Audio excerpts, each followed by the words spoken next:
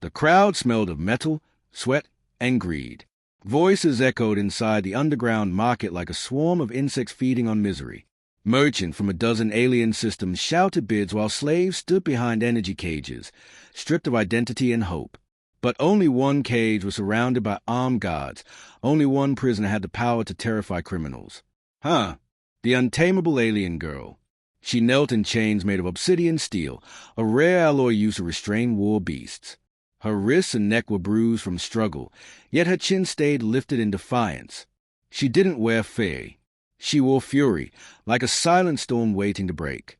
The auctioneer, a grotesque saurian with too many teeth and not enough soul, slammed his staff against the platform. Final lot of the night. A living myth, captured after the destruction of the verdant stronghold. Behold, the last Stormborn. Gasps rippled through the hall.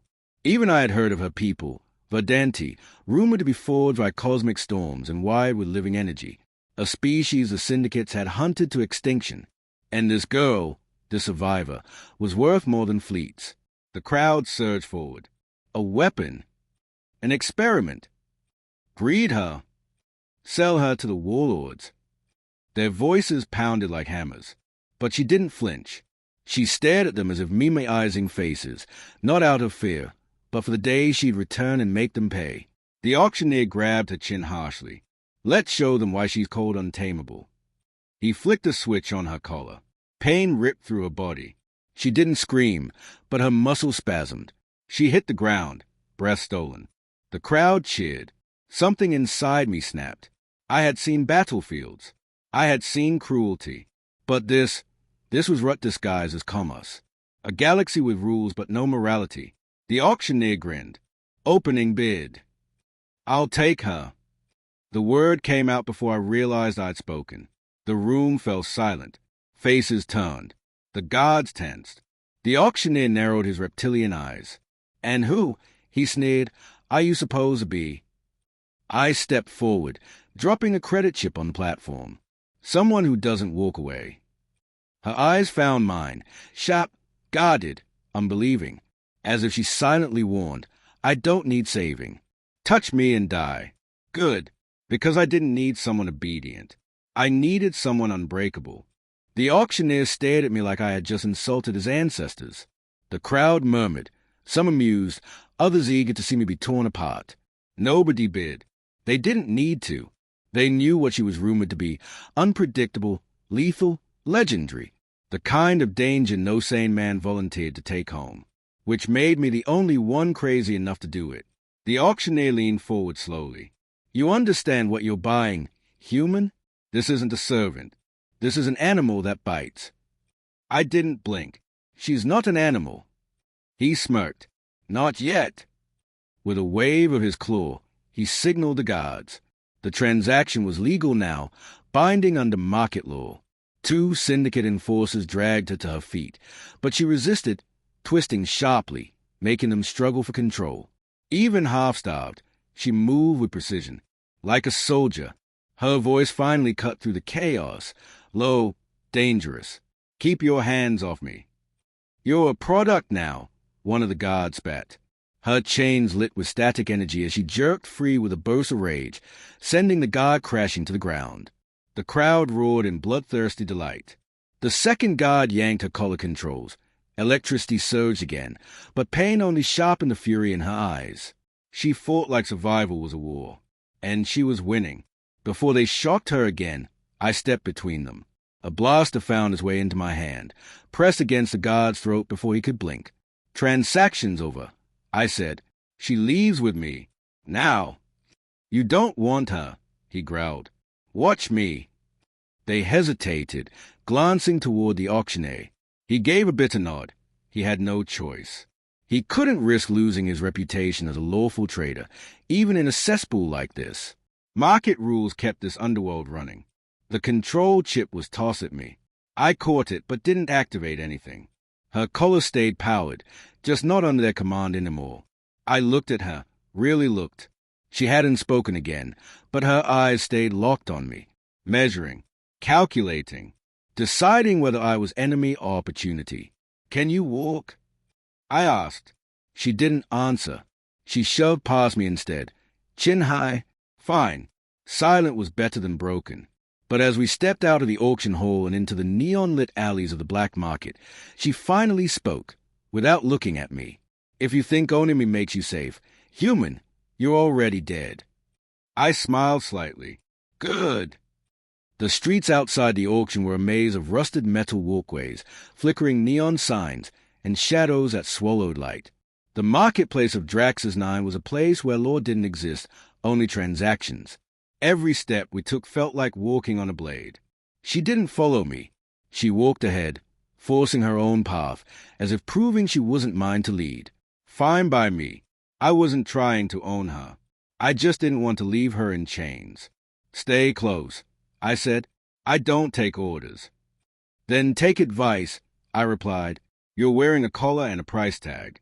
This place eats people alive. She stopped, turned, and studied me for the first time with something other than hostility. Suspicion remained, but curiosity flickered. Then why are you still here? Bad habit, I said. I don't run from trouble. A small movement behind us caught my eye, a hooded figure stepping out of an alcove. Then another, and another. Syndicate bounty scavengers. I clenched my jaw. Of course they wouldn't let her go that easily. She noticed too. How many? She asked, voice calm. 6. Maybe more. That's all. I almost laughed. You're enjoying this. I hate cages, she said, but I love breaking them. Her chains rattled as she moved, shifting into a stance that told me everything. She had combat training, serious combat training, but chains and a shock collar made fighting suicidal. Not if we tipped the scale. I tossed her a small metal tool from my jacket. Her eyes narrowed. A lock disruptor. Thought you might want your hands back, I said. She hesitated only a fraction before disabling her wrist binds. Chains hit metal. The scavengers close in like vultures. You were armed this whole time, she said, smirking faintly. Bad habit, I said again. Hope your habits don't get us killed. No promises. The first attacker lunged. She didn't hesitate. She moved with frightening speed, slamming her elbow into his throat, twisting his weapon from his grip before he hit the ground. 2 more rushed me. I dropped one with a stun shot, pivoted, knocked the other off balance. She fought beside me, not like someone who needed saving, but like someone who had refused to die too many times. Within 30 seconds, the scavengers were sprawled on the ground and groaning. She didn't look winded. I holstered my weapon. We should keep moving, I said. She nodded and fell into step beside me, not behind. A silent change. She still didn't trust me, but for the first time, she chose not to run. We moved fast, cutting through the lower decks of Drax's Nine where light barely reached the ground. The deeper we went, the more the city changed. Market stalls turned to rusted pipelines. Crowded alleys turned to silent tunnels. The noise of greed faded behind us, replaced by the hum of machines buried deep beneath metal.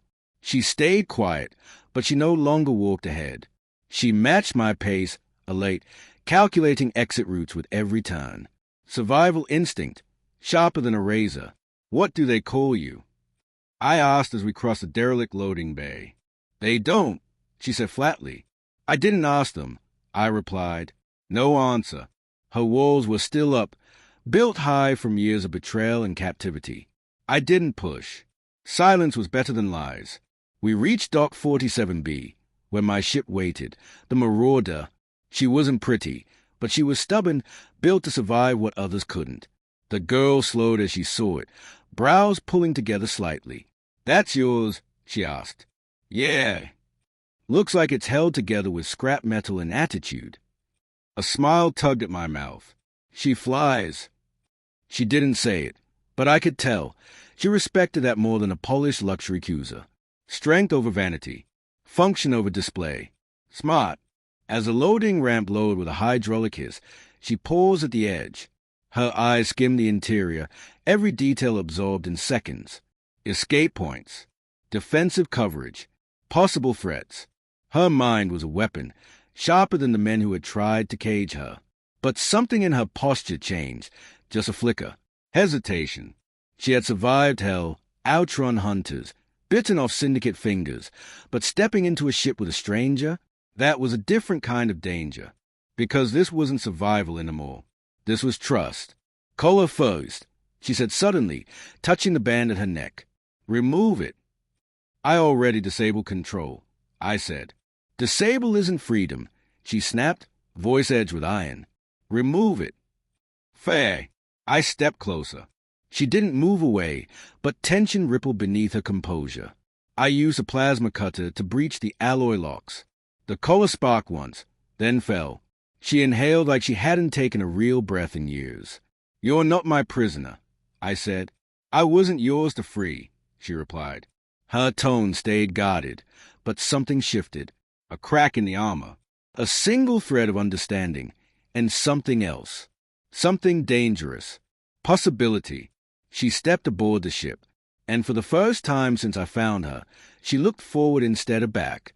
The ship doors sealed behind us with a metallic thud. Inside, warm lighting flickered across dark metal walls.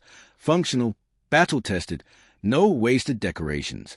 She scanned everything, her gaze catching the mounted rifle lockers, emergency medkits, and reinforced doors. This isn't a trader's ship, she said. No, I replied. It's a ship that stays alive. Before she could ask more, heavy footsteps approached. Torin, my pilot, rounded the corner first, lean, cybernetic implants along his jaw, eyes always moving. Behind him lumbered Garrick, our engineer, built like a walking boulder and twice as stubborn.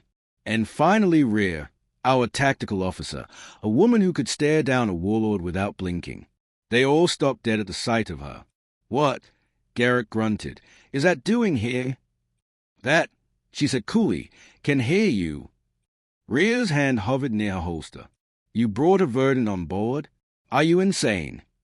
Probably, I said, but she's with us. She is a war target, Torin snapped. Every bounty hunter in this quadrant tracks Verdants. We're not a rescue service. I didn't ask to be rescued, she said sharply. Good, Rhea fired back. Because this isn't a charity ship. You pull your weight, or you're gone. The girl stepped forward, fearless. I don't need a place here. I only need a way off this planet. I watched the exchange. She didn't shrink, didn't beg, didn't pretend to be harmless. She met challenge with challenge, and the crew saw it. They respected strength more than apologies. She's not staying, Garrick muttered. Too risky. A proximity alarm cut through the tension. Torin bolted for the cockpit and checked the radar feed. His face hardened. We've got incoming. Multiple heat signatures. I joined him and swore under my breath. Syndicate hunters. Fast hover units swarming the dock entrance. They tracked us. Ray asked. No, I said slowly. They tracked her. The girl didn't deny it. Instead, she stepped closer to the screen, eyes narrowing. They won't stop. If we don't leave now, this ship becomes scrap. And if we do leave, Torin said, that puts a target on us. Then move fast, she replied, or die slow. It wasn't a threat. It was the truth. Ree turned to me. Captain, your call. I didn't hesitate. Strap in, I said. We're taking off. No one liked it, but no one walked away.